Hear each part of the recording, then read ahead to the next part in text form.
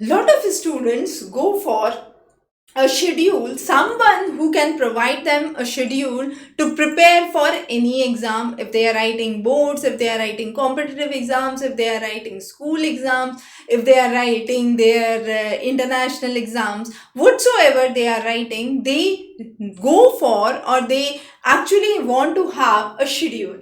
Now, understand, this schedule is something that no one else can provide you besides you yourself, because someone can guide you. These are the references you need to learn, these are the books you need to follow, these are the papers you need to solve. Those all guidelines can be provided, but maintaining a schedule is something very, very individualistic. Why do I say so? Because first thing you need to understand is a schedule should be one which can be followed.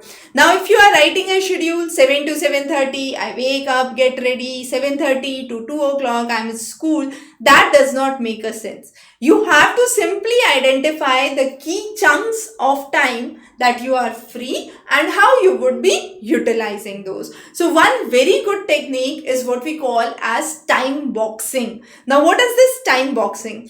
Time boxing simply means I'm boxing my allocated time for certain activities well in advance. So let's say I have 5 subjects to read. Of that, I feel for some reason I'm weak in science or maths. Then I would box out a time of 2 hours or 3 hours exclusively to science, because I know other subjects I can cover well. So that boxing has to be very, very individualized, very, very personal, because it would definitely vary from every individual. Then again, once you have gone through that practice, you must ensure that in your schedule you are coming back and getting enough time to revise. How would that happen? That happens very, very simple. So whatever you have done today, either 1 day later or 3 day later, ensure that you spend at least 15 minutes to 30 minutes to recap what was done.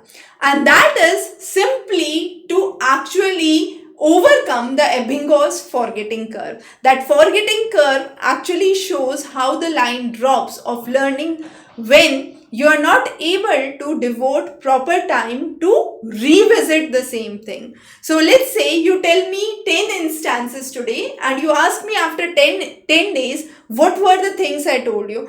Possibly I would remember only one or two. The simple reason is I never gave enough time or enough energy to actually rethink about it.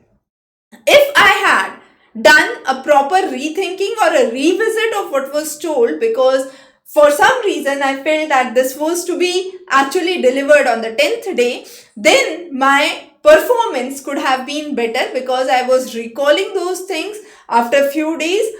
Now this recall should not be in the time space that you are spending for your study. It could be anywhere during your day, when you are traveling, when you are commuting, when you are getting ready. It could be at any time. That recall process should go. And then after 10 days, if you had done a recall, possibly you would be able to remember 8 out of those 10 things. And that recall and retention improves if you are doing a revisit to the same thing.